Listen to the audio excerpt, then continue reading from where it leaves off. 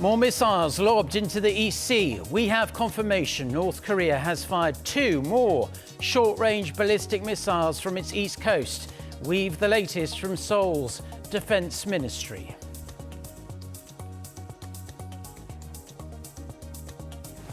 Speaking before these launches, US President Donald Trump touts his friendly relations with Kim Jong-un. Reports also suggest working-level talks between the two sides are due anytime soon.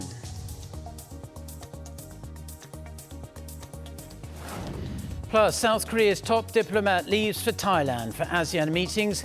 However, most eyes are on a potential meeting with her Japanese counterpart as the neighbours remain locked in a bitter fight over Tokyo's export controls.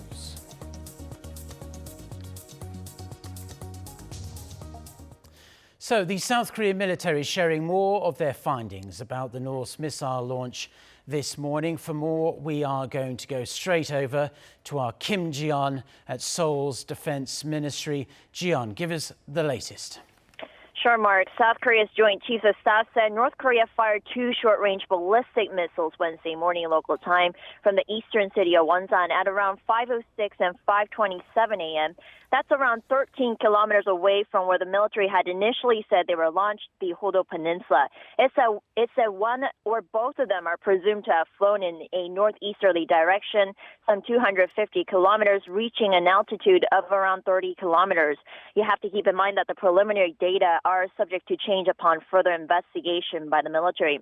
It says it's currently working with the U.S. to verify the missiles further and that it's monitoring the situation while maintaining a defense posture in case of additional launches. South Korea's Joint Chiefs of Staff said North Korea firing yet another round of missiles just 6 days after the last one does not help alleviate tensions on the Korean peninsula and urged the North to halt such actions. That's all I have for now about today's firings. A briefing about the latest missiles is to be held in less than 30 minutes from now. I'll give you more updates throughout the day. To fill you in about last Thursday's firings, the military confirmed last week that the 2 missiles both flew some 600 kilometers and were both similar to Russia's Iskander-class ballistic missile system, which is known to be able to move away from its original trajectory to change its target or avoid being shot down. But the military also said it's capable of intercepting them with the existing Patriot anti-missile system. Mark? And Ji-yeon, do we know, or how do you think, being our Defense Ministry correspondent, that the South Korean presidential office might respond to this seeming provocation by the North Korean regime? Well, an official from the presidential office of Cheongwade confirmed to us that President Moon Jae-in was briefed right after this morning's launch and that he's closely monitoring the situation. Whether the top office will open a National Security Council meeting is to be finalized later today.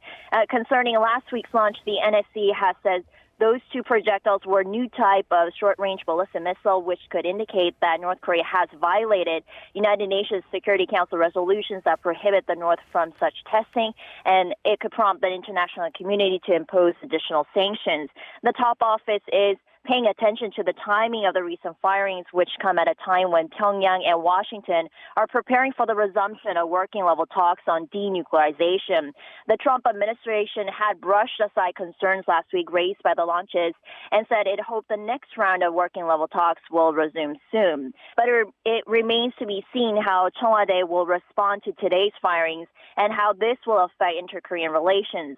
Although the Blue House had pointed out that they're ballistic, it said shooting ballistic missiles don't go against the Inter-Korean Comprehensive Military Agreement signed by the 2 Koreas last September to alleviate military tensions, while also saying South Korea is not reconsidering scrapping the joint military drill plan for next month by South Korea and the U.S. The North had warned earlier this month that the resumption of working-level talks would be affected by whether the joint drill goes ahead as planned. Back to you, Mark. Well, thank you very much to our Kim Ji-yeon for that report. It really seems North Korea is trying to test the Moon Jae-in administration's patience with these missile launches. But we're going to turn our attention to Washington now after essentially brushing off North Korea's earlier short-range missile launches It's no big deal. US President Donald Trump is once again touting his good personal relationship with Kim Jong-un. Trump also urged people to see what happens with North Korea in the future. It should be noted his remarks happened prior to this morning's missile launches by the regime. Kim Hyo-sun has this report. President Trump is again emphasizing his close relationship with North Korean leader Kim Jong-un, adding we will see what happens with the regime. Speaking to reporters at the White House on Tuesday, Trump said his relationship with Kim is, quote, a very good one. He also said he can't speak in detail about what is going to happen. Referring to former Democratic presidential nominee Hillary Clinton, President Trump said if she had won the 2016 election, the U.S. would be in a major war with the North right now. The comments come after Pyongyang fired 2 short-range ballistic missiles last week, after which Trump insisted he was not at all alarmed by the move. Meanwhile, it has emerged that an official of the White House National Security Council traveled to the DMZ last week to deliver photos to the North of the June 30th encounter between Kim and Trump at the inter-Korean border.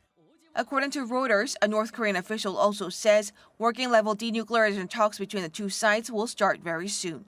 The news agency also reported the two parties may have already discussed detailed measures to revive talks at the working level.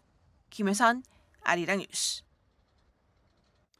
Now, South Korea's Foreign Affairs Minister Kang Kyung-hwa is on her way to Bangkok to join the ASEAN Regional Forum and other foreign ministers' meetings. Minister Kang starts her itinerary upon her arrival in the Thai capital with one-on-one talks with her counterparts from Myanmar and Laos. She'll then participate in 5 multinational ministerial meetings, starting with one with her ASEAN counterparts on Thursday. With the tension between Seoul and Tokyo over Japan's trade curbs, a meeting between Kang and her Japanese counterpart Taro Kono has yet to be confirmed. However, just in moments ago, U.S. Secretary of State Mike Pompeo has said he will hold a 3-way meeting with Kang and Kono on the sidelines of the ASEAN meeting. The top nuclear envoys of Seoul, Washington and Tokyo are expected to meet there as well.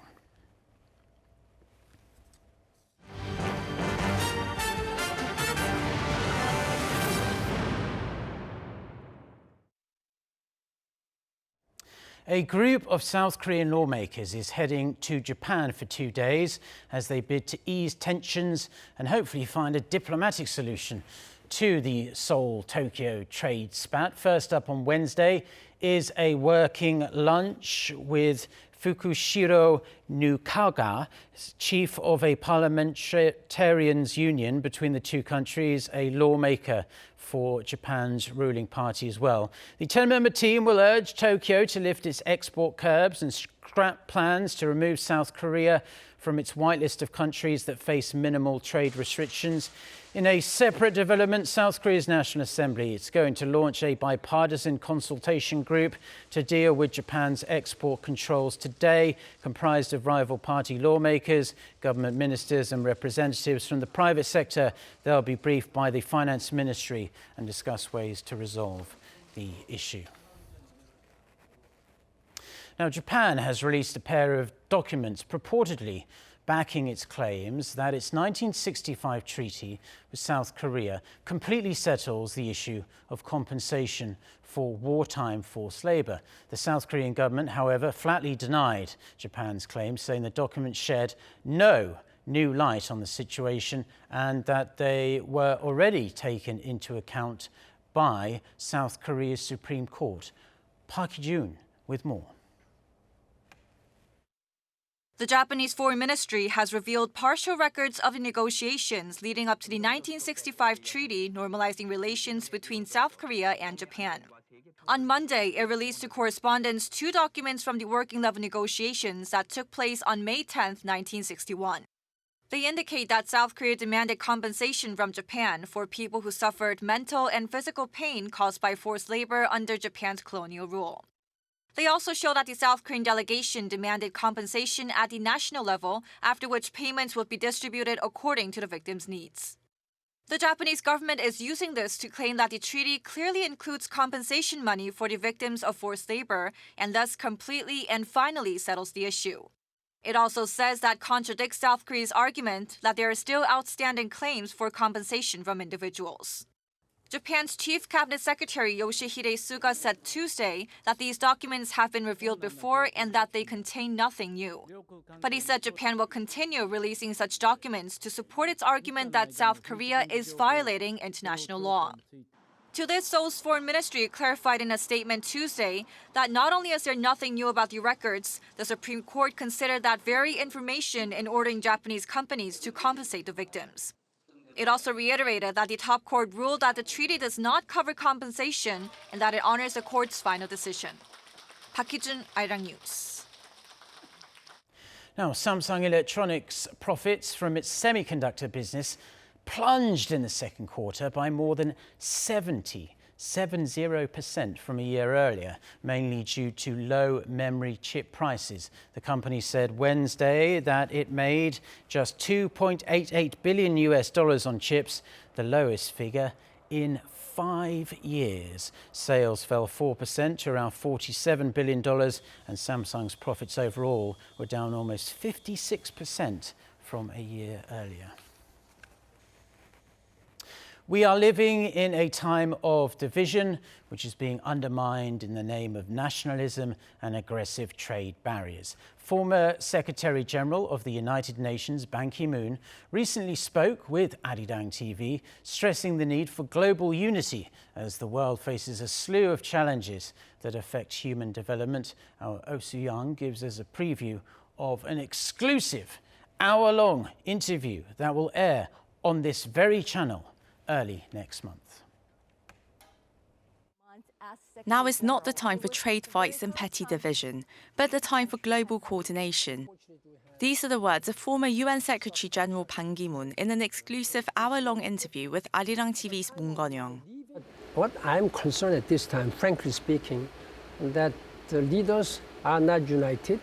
The multilateralism is under threat, and people are trying to do their own way.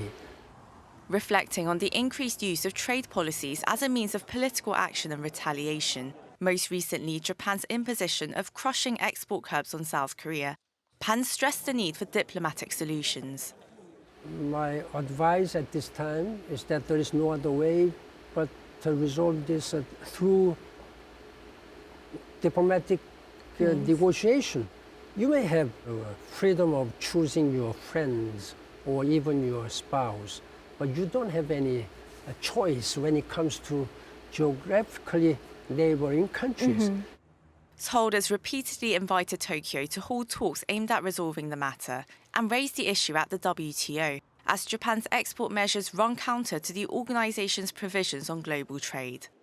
Many global observers, including Ban, fear Tokyo's actions are part of a worrying trend of world leaders backing out of multilateral agreements.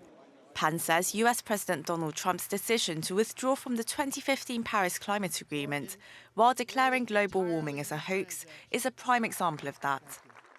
I am deeply concerned. Even I felt anger when President Trump decided to withdraw from this Paris Climate Change Agreement.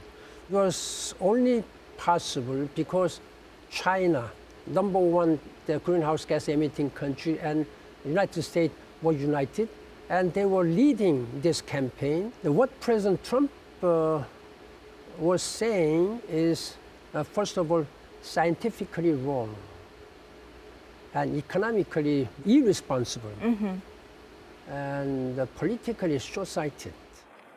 In a time where many societies face critical threats from poverty and inequality to climate change and environmental degradation, Ban stressed the need for all countries to band together for the common good. The hour-long interview with former Secretary Ban will air in full on Arirang TV on August 8th at 7:30 a.m. Korea time. Oh Soo-young, Arirang News. Now, senior trade representatives of the United States and China held their first round of face-to-face talks in months on Tuesday. However, sources in Shanghai, which is where the two-day meeting is taking place, say little headway was made on day one on reaching a compromise that would satisfy both sides. Lee Seung-jae with the details. U.S. and Chinese negotiators resumed trade talks in Shanghai on Tuesday, hoping to take steps to rebuild trust on numerous key issues. Washington's delegation, led by U.S. Trade Representative Robert Lighthizer and Treasury Secretary Steven Mnuchin, had dinner with the Chinese delegation headed by Chinese Vice Premier Liu He. During their brief discussions, the U.S. side looked to pick up Chinese orders for American farm goods, while the Chinese pressed Washington to relax U.S. restrictions on Huawei's access to American technology. However, sources say little to no progress was made at the dinner. President Trump put pressure on Beijing to swiftly reach a deal in a series of tweets on Tuesday morning, warning that if he's re-elected next year, the terms of the agreement will be much tougher than now, or there may be no deal at all. The trade war, which began last summer, has depressed trade between the two economic superpowers. U.S. exports to China tumbled more than 30% on year in June, while imports from China decreased by nearly 8%. However, watchers are more optimistic this time around, saying the selection of Shanghai as the location for the talks could be a signal of China's willingness to strike a deal. They base this on the fact that 12 years ago, China and the European Union agreed to a deal in Shanghai that ended a temporary curb on Chinese textile exports to the EU. Despite the lack of progress, there's hope for some kind of breakthrough on Wednesday, when more formal talks take place at a government guest house in Shanghai. Lee Seung-jae, Arirang News.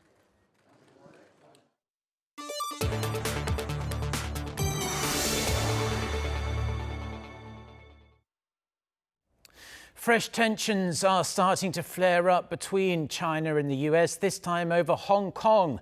China's foreign ministry claims the increasingly intense protests in the city are a, quote, US production. For more on this and other news from around the world, let's turn to our Hong Yu. So give us some of the context behind why exactly China would make such an accusation, seemingly out of the blue. Well, Mark, it was likely in response to comments by U.S. Secretary of State Mike Pompeo in support of the pro-democracy protesters in Hong Kong. On Monday, Pompeo urged Beijing to do the right thing in managing the protests. In its response Tuesday, China's foreign ministry urged the U.S. to stop playing a dangerous game of pulling chestnuts out of the fire, adding the protests against the now suspended extradition bill are a U.S. production. From recent videos continuously released by the press, we can see many Americans and even the U.S. national flag in the violent protests in Hong Kong. So everyone wants to know what role on earth the United States is playing in the recent situation in Hong Kong. I think the United States owes the world an explanation on this question. The protests in Hong Kong are not just limited to the weekends anymore. They're taking place in small blocks around Hong Kong during the rest of the week as well, although they are smaller in scale. During Tuesday morning rush hour, hundreds of activists blocked subway doors and sounded emergency alarms in a bid to make the authorities understand they are serious in their call for democratic reform. A shooting at a Walmart in Mississippi has left 2 people dead and a police officer injured. Officials say the male suspect, whose name has not been released, was a former employee of the store who had a personal grievance with the manager. The suspect was shot 2 times during a standoff with the injured officer, who was shot once. Both are being treated at local hospitals. Police said their recent active shooter training prevented more deaths. Walmart issued a statement offering condolences to the victims and their families. A second round of Democratic debates for the 2020 U.S. presidential election are underway in Detroit. 20 of the 25 candidates in the running to try and unseat President Trump from the White House are debating over 2 nights on CNN. Bernie Sanders and Elizabeth Warren are the highest polling candidates on stage right now. Some of the key issues up for debate are immigration and health care, since the candidates have different stances over how single-payer health care should be implemented in the U.S. They're also attacking President Trump's leadership and his fitness to be leader of the free world.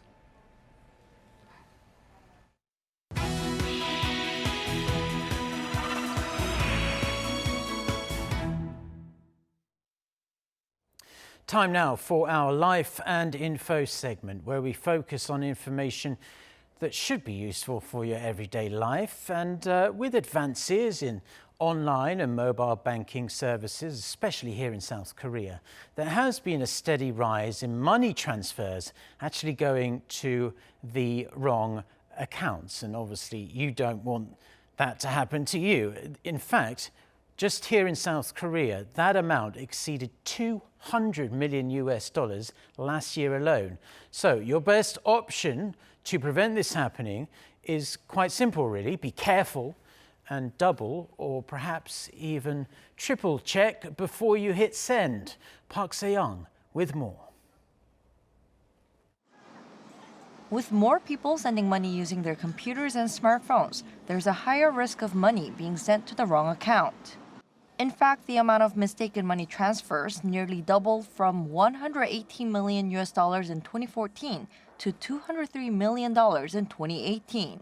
Last year, 100,000 money transfers were made to wrong accounts, but only about half of the people who made the mistake got their money back. Under the current law, banks cannot force the recipient to return the money. If they refuse to send the money back, the only options are suing for embezzlement or restitution of unjust enrichment. And if you can't get in touch with the account owner or if the account is repossessed, it's impossible to get the money back. If the person fortunately has assets, you may be able to get the money back. But if the person's money is taken away and they don't have any other assets, even lawsuits may not be able to help. Amid the continued rise in such incidents, the government has stepped in with a proposal. For transfers under 10 million Korean won or $8,500, the Korea Deposit Insurance Corporation will return about 80% of the money to the initial owner and get that money back from the wrong recipient later.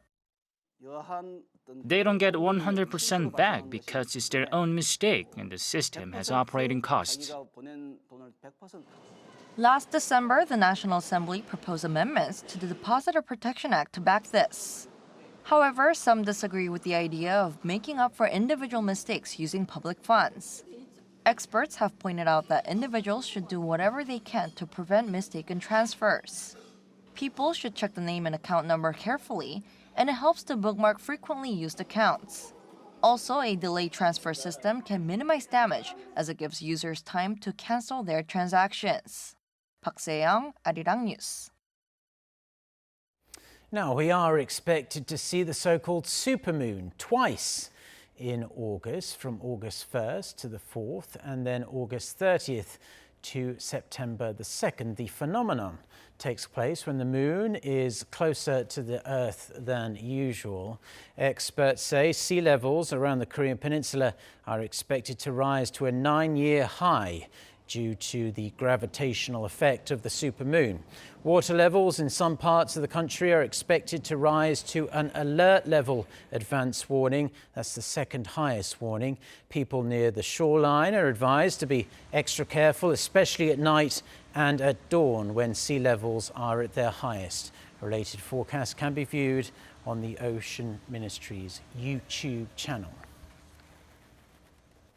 Now, round 5 of South Korea's biggest motorsport festival, the CJ Logistics Super Race Championship 2019, is going to be held this weekend at the Korea International Circuit in Yeongnam of Jeollanam-do province, down in the southwest of the country. The round from this Saturday to Sunday will feature ASA 6000 class and GT class cars, along with Blancpain GT World Challenge Asia and Lamborghini Super Trofeo Asia.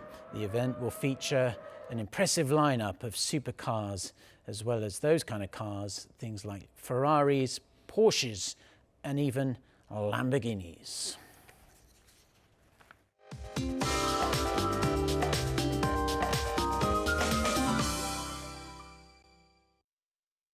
Good morning.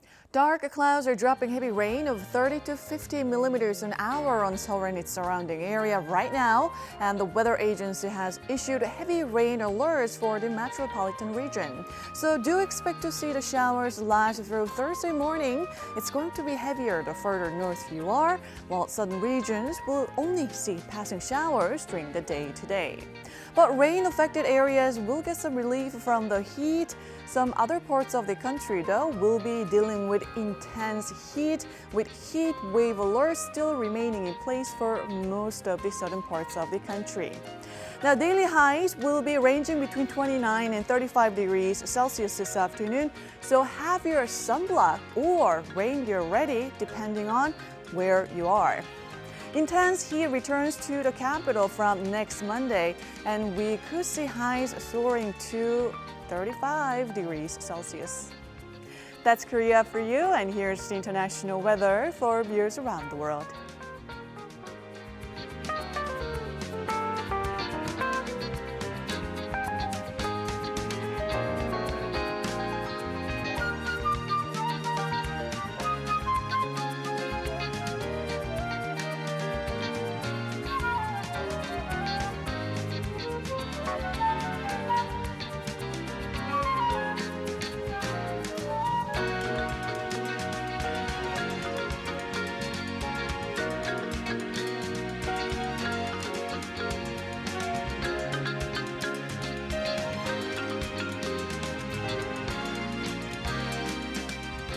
And that's where we're going to have to leave it for now. Stay tuned to Arirang TV, and a reminder, our next newscast is at noon Korea time. Until next time, goodbye.